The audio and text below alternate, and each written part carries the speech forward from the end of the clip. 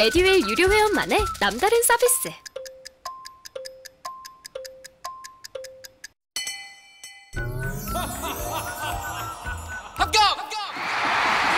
합격하고 돈도 받는 혜택. 오직 에듀윌 유료 회원에게만. 에듀윌. 무료 합격! 자, 여러분 이어서 이제 사회 환경으로 넘어가 보도록 하겠습니다. 자, 여기 와보시면 이제 복지부가 유령 아동 2천여 명 전수조사를 했다 그러는데, 이거는 너무 마음 아픈 소식이었어요. 그죠?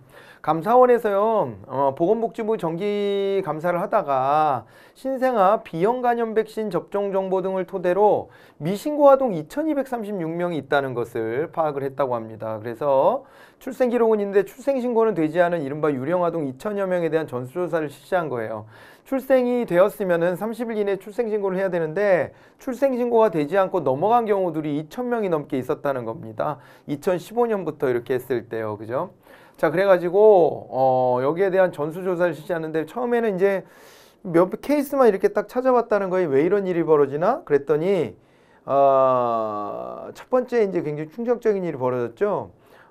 이 영아의 시신을 냉장고에 보관하고 있던 부모가 이제 검거가 됐습니다. 그러면서 전수조사로 이제 방향을 돌려서 이제 모든 아이들을 다 이제 조사하고 그랬는데, 뭐 연이어서 계속 좀 안타까운 이런 뉴스들이 쏟아져 나왔었어요. 아이들이 세상에 환영받고 태어나지 못하고 태어난 다음에도 이렇게 범죄의 표적이 되는 경우들이 있었고요. 아이가 태어나서 얼마 되지 않아 죽자 뭐 그렇게 처리했다라고 이제 주장하는 경우들도 있었는데, 그냥 야산에 묻었다에서부터 출발해서요. 네, 출생신고 안 하고 그냥 넘어갔다 이렇게 얘기하는 경우들이 있었는데, 그런 게 일부 덜어 섞여 있다 손 치더라도 이 말도 못하는 아이들이, 그쵸? 이게 범죄에 쉽게 노출될 수 있다는 거, 이거는 분명히 한번 확인해 볼 수 있었던 것 같고요.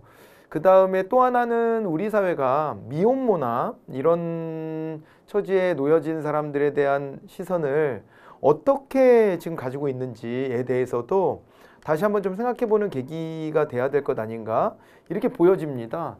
아이를 낳았는데 체면 때문에, 뭐 경제적 여건 뭐 기타 등등도 있었지만 체면 때문에 아이를 없애버리는 이런 경우들도 존재했단 말이에요. 그러면은 이 부분에 대해서 우리가 어떻게 대응해야 될까도 문제고, 그리고 이렇게 되면 또 이제 걱정되는 것도 있습니다. 만약에 그냥 이대로 이렇게 이제 출생신고가 안 된 아이들에 대해서 전수조사라는 걸 한번 받잖아요. 그렇기 때문에 아이를 병원 가서 낳지 않으려고 하는 이러한 이제 경향들도 생길 수 있어서 또 다른 또 이제 풍선 효과가 나타날 수도 있을 것 같고, 그래서 정부와 이제 국회가 아주 이제 정밀한 이 법안 마련이 요구되는 상황이다, 이렇게 볼 수가 있을 것 같아요. 이 사안은. 자, 한번 보겠습니다. 복지부는 앞으로 임시 신생아 번호를 출생신고 여부와 대조 확인할 수 있도록 하는 내용으로 사회보장급여에 관한 법률 시행령을 개정하기로 했다. 그러니까 복지 혜택 같은 거를 이제 줄 거 아니에요. 그럴 때 이제 임시 신생아 번호를 출생신고 여부와 대조 확인하겠다, 시스템적으로. 그래서 지금처럼 이렇게 놓친 경우들, 이거를 이제 예방하겠다, 이렇게 한 것이고요. 시행령 개정 전에 적극 행정을 통해 조사에도 착수하겠다, 이렇게 했습니다. 그러니까 그냥 수동적으로 출생신고 하겠거니 하고 그냥 내버려 두는 것이 아니라 능동적으로 나서서 이런 일이 벌어지지 않도록 하겠다, 이런 대책을 마련했고요. 정부는 아울러 의료기관이 출생 사실을 지자체에 의무적으로 통보하는 출생통보제와 위기 산모가 병원에서 익명으로 출산한 아동을 국가가 보호해주는 이제 보호출산대 도입도 추진할 방침입니다. 그래서 이것도 좀 논쟁이 벌어지고 있는 부분인데요. 일단은요, 의료기관한테 의무를 또 하나를 더 부과를 하는 겁니다. 출생통보제. 그리고 이제 위기 산모가 병원에서 익명으로 출산했다, 이렇게 돼 있는데, 아까 말씀드렸다시피 이렇게 이제 출생신고를 하지 않으면은 수사가 들어온다라고 하면 임신을 한 여성들이 이제 병원이 아닌 다른 장소에 가서 아이를 낳으려고 하는 경향도 생길 수 있잖아요. 그렇게 되면 더 이제 관리가 안 되고 더 이제 위험해지는 사람들도 있을 거고 인명의 손실도 있을 것 같고 뭐 그러는 겁니다. 그렇기 때문에 익명으로 출산하겠다라고 하면 그 익명으로 출산을 해서 태어난 아동이 있을 거 아닙니까? 이 아동을 국가가 대신 보호해주겠다라고 하는 이런 도입 방안까지 마련을 하겠다라고 하고 있습니다. 이에 대해서 일단 뭐 이제 의료기관에서는 이미 이거를 건강보험공단이나 이런 데에는 알려주고 있는데 또다시 지자체에도 출생 통보를 하라고 의무를 부과하는 것은 이건 너네들 편하려고 하는 거 아니야? 라는 반발도 약간 있고요. 그 다음에 이제 보호출산제 같은 게 궁극적으로는 이런 범죄나 이런 것들을 진짜 궁극적으로 막을 수 있을까에 대한 의문 제기도 있고, 그리고 오히려 이게 이렇게 하면은 익명으로 출산하는 것을 부추기는 경향도 생길 수도 있고, 또 한편으로는 이 아동 입장에서 나중에 가서 자기의 부모를 알고 싶은데 그 부모가 누군지를 안 알려주는, 그러니까 국가는 누군지 알고 있지만 알려주지 않는 이런 일이 벌어질 수도 있잖아요. 그럼 이 아동이 갖고 있는 알 권리를 침해하는 게 아니냐, 뭐 이런 이제 논쟁들도 있습니다. 뭐 이제 그렇기는 한데 어쨌거나 당장 그 아이를 좀 살려야 되는 이런 책무가 국가한테 이제 떨어진 것만큼은 분명해 보여요. 이제 부모도 부모 나름이라서 부모가 대개 부모는 자기 자식을 소중하게 여기고 모든 걸 여기다 걸으려고 하겠지만은 이제 그렇지 못한 경우들이 있는 거잖아요. 지금 보면. 그렇죠? 네, 그러지 못한 경우들도 충분히 세상에는 그 일부 우리 표준 편차 공부해 보면 양 사이드로 이렇게 그죠? 퍼져나가는 영역이 있기 때문에 이것도 마찬가지인 거예요. 그래서 국가가 이제 그 책무를 떠안아야 한다라고 하는 거, 이거에 대한 고민이 이제 생겼고, 유럽에 보니까 이 비슷한 정책들이 이미 또 실시가 되고 있기도 하고, 그래서 이 부분에 대한 접근이 좀 이루어지는 거고요. 그리고 우리나라가 과거에는 낙태 자체가 이제 금지였었습니다만은 지금은 이제 낙태가 이제 허용되어 있는 상태이거든요. 예, 그래서 이게 위법으로 처벌 대상이 되어 있지는 않습니다. 그래서 이제 그런 부분들하고도 정책적으로 좀 연계를 해야 되고, 여성의 어떤 그 출생에 대한 선택권 같은 것들을 이제 보장해야 된다라는 그 주장도 이제 우리 국가가 받아들이고 있는 거는 맞는데, 그 헌법재판소를 통해서 이렇게 이제 구현이 됐던 겁니다. 그렇기는 한데, 아무튼 이제 아이를 낳을 수 있는 환경을 만들고, 그 다음에 아이가 태어났을 때 아이를 키울 수 있는 경제적 여건이나 이런 것들을 정부가 또 잘 뒷받침해 줘야 될 필요도 한번 새삼스럽게 또 이제 떠올려 보게 되는 그러한 뉴스거리였습니다. 예, 근데 지금은 뭐 이제 부모 수당도 주고 아동 수당도 주고 이래저래 여러 가지 복지 혜택을 주려고 하는데, 그럼에도 불구하고 이제 원치 않는 임신을 했다가 뭐 타이밍을 놓쳐서 아이를 낳게 되는 이런 경우라든가, 혹은 이제 책임감이 아주 부족한, 이제 판단력이 별로 그렇게 어른스럽지 못한 경우들도 있을 수 있고, 아이를 임신하는 경우도 있습니다. 또 청소년기에 이런 경우에 대책을 어떻게 마련해야 되는지에 대한 아주 많은 과제들이 이 속에서 이제 발견이 되고 있습니다. 자, 아까 이제 적극행정이라는 말을 좀 했는데, 적극행정이라고 하는 것은 공무원이 불합리한 규제 개선 등 공공의 이익을 위해서 창의성과 전문성을 바탕으로 적극적으로 업무를 처리하는 것이다. 이렇게 이제 나와 있습니다. 공공의 이익을 위해 공무원이 법령 해석과 업무 처리를 적극적으로 하는 행위를 말한다라고 보시면 되겠고요. 적극행정의 유형에는 통상적으로 요구되는 정도의 노력이나 주의 의무 이상을 기울여 맡은 바 임무를 최선을 다해 수행하는 행위 등 형태적 측면, 그리고 이제 불합리한 규정과 절차, 관행을 스스로 개선하는 행위 등 규정의 해석 적용 측면 같은 것들을 다 포괄하는 것이다 라고 해서 한번 읽어보시면 좋을 것 같습니다. 이 용어로 기억해 놓으시고요. 그리고 이제 앞서 출생 통보제에 대한 얘기가 있었는데, 부모가 고의로 출생신고를 누락하는 경우를 막기 위해서 의료기관이 출생정보를 직접 지자체에 통보해라 라고 하는 건데, 어차피 건강보험심사평가원에 출생사실을 통보하고 있는데 그런 걸 갖다가 자기네들이 정보 얻어서 그냥 하면 되지, 이걸 갖다 지자체 통보 책임까지 이중으로 의료기관에 맡기는 거는 행정 편의주의다, 이렇게 반발하는 면도 있다고 다시 이제 기록이 되어 있습니다. 자, 그거 보시고요. 그 다음에 이거 한번 또 굉장히 크게 시끄러웠던 사안입니다. 킬러 문항과 관련된 이런 이제 이야기거리가 한번 또 확 휩쓸고 지나갔죠. 대통령께서 직접 이제 킬러 문항이라고 하는 이런 표현을 써가면서 우리 모의고사 보니까 여기서 도저히 풀 수 없을 정도 수준의 문항이 출제가 됐고, 그런 것 때문에 사교육이 부추겨지는 거 아니냐.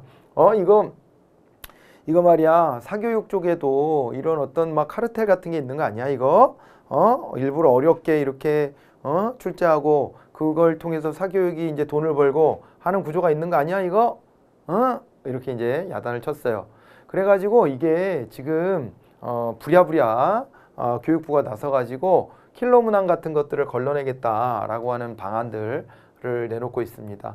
대학 수학능력시험에서 공교육 과정에서 다루지 않는 내용의 킬러 문항을 거르는 조직이 신설된다 이렇게 돼 있고요. 내년 치러지는 2025학년도 수능부터 교사 중심으로 출제진을 구성하겠다고 했습니다. 그러니까 교수들이 너무 어려운 문제들 내거나 혹은 또 민간 사교육업체 종사자들이 여기에 들어가는 것을 방지하기 위해서라도 교사 중심으로 출제진을 구성하겠다 이렇게 되어 있고 수능 문항 정보를 추가로 공개하는 방안도 이제 검토가 되고 있다라고 나와 있습니다. 교육부는 적정 난도와 변별력을 갖춘 문제가 출제될 수 있도록 교사를 중심으로 공정 수능평가 자문위원회를 운영하겠다라고 했고요. 독립성이 보장되는 공정 수능 출제 점검위원회를 신설해서 수능 출제 단계에서 킬러 문항을 걸러내기로 결정했다고 합니다. 그래서 킬러 문항의 존재 여부를 가지고도 조금은 좀 시끌시끌했는데 6월 모의고사 때 킬러 문항이 정말 있었나? 킬러 문항이면은 대부분의 학생들이 틀려야 킬러 문항 아니냐? 그런데 이제 그렇게까지 킬러 문항스러운 애는 없지 않았나? 이런 평가도 있고 또 그 다음에 수능 연계 뭐 이런 것들, EBS, 수능 특강 교재 같은 거 뭐 이런 거 있잖아요. 이런 거랑 연계성 같은 것들도 두기 때문에 막상 되게 어려워 보여도 학생들은 또 한번 좀 접해봤을 법한 이런 내용이기 때문에 사실상 킬러 문항이 아니다는 주장에서부터 뭐 다양한 목소리들이 나오고 있습니다. 그리고 이 입시는 뭐 수능을 쉽게 낸다 그래가지고 이 사교육이 없어지지 않을 것이다 라고 하는 부정적인 또 목소리들도 있죠. 지금까지 사교육을 이겨본 적이 없어요. 이겨본 적이 없는 거는 이게 이제 부모들의 사교육 열풍이 가라앉지 않기 때문인데 왜 가라앉지 않는가 이렇게 놓고 보면은 이제 딴 것보다 우리나라의 임금 구조가요. 임금 구조가 이게 이제 좀 뭐라 그럴까요? 노동시장이 양분화되어 있죠, 사실은. 그러니까 최저임금에 기대서 살아야 되는 사람들이 또 이렇게 많이 있는 반면에 또 이제 좋은 대학 나오고 혹은 좋은 자격을 취득하고 하면은 훨씬 더 높은 임금을 받을 수 있는 시장이 따로 별도로 존재한다는 겁니다. 그렇기 때문에 내 자식에게 포기를 하기 전까지는 어떻게 하는 거예요? 포기하기 전까지는 어쨌거나 투자를 해가지고 이 아이를 어떻게든 좀 만들어내려고 하는 거죠. 그죠?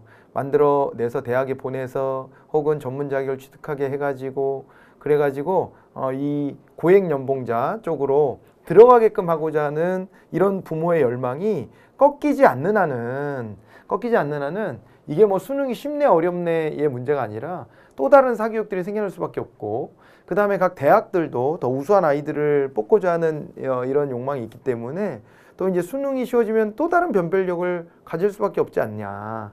뭐 이런 이제 지적들이 나오고 있는 거예요. 실제로 수능이 한참 쉬워졌을 때가 있었어요. 뭐 한 10여 년 전에. 그때는 수능 만점자가 수십 명씩 뭐 나오고 그럴 때가 있었잖아요. 기억하시죠? 근데 그렇다라고 해가지고 사교육이 없어졌었나요? 사교육이 줄어들었었나? 입시제도에 또 이제 그 변별력을 주는 요인들을 또 다시 찾아내게 될 거예요. 그래서 그쪽 분야로 불똥이 탁탁 튈 겁니다. 그렇게 되기 때문에 궁극적으로는 이 뭐 교육 전문가들은요 입을 모으는 게 궁극적으로는 우리가 이제 이 임금 격차 문제를 좀 해소해야 되는 거 아니냐라고 하는 주장들 하죠. 그렇게 되면은 사회적 평가 같은 것도 좀 달라지게 되겠죠. 지금은 보면은 이제 블루 칼라, 화이트 칼라, 뭐 혹은 대기업 종사자 그렇지 않은 사람, 혹은 뭐 이 의사나 변호사 같은 전문 자격이 있는 사람과 그렇지 않은 사람, 이 격차가 너무 크게 보여지기 때문에 이제 여기에서 죽기 살기로 매달리게 되는 경향이 있고, 그리고 이제 초등학교 때부터 의대 입시반이 있대잖아요. 그래서 엄청 많은 돈을 여기다 이제 쏟아붓고, 특히 어릴 때는 내 자식이 어디까지 능력이 되는지를 잘 모르기 때문에 구구단 하나만 좀 빨리 외워도 내 자식은 천재구나라고 착각하는 속에서 그 속에서 객관적 평가를 하지 못하고 다 의대 보낸다고 막 난리치거든요. 이렇게 되는 시장에 사교육이 아주 기승이라고 합니다, 요즘에. 그래서 아무튼 정부가 교육 문제에 대해서 이렇게 고민을 하는 것은 매우 바람직해 보이지만 어쨌건 궁극적으로 이게 이제 어떤 뭐 문항 몇 개 바꿔서 해결될 수 있는 차원의 문제는 아닌 것으로 보여지니까 여기에서 조금 더 깊이 있는 고민, 그리고 구조적인 어떤 개편의 고민 같은 것들도 같이 병행된다면 더 좋지 않을까, 이런 생각은 좀 들죠. 그리고 이제 킬러 문항이 사라지면은 결국에는 또 이제 뭐라 그럴까요?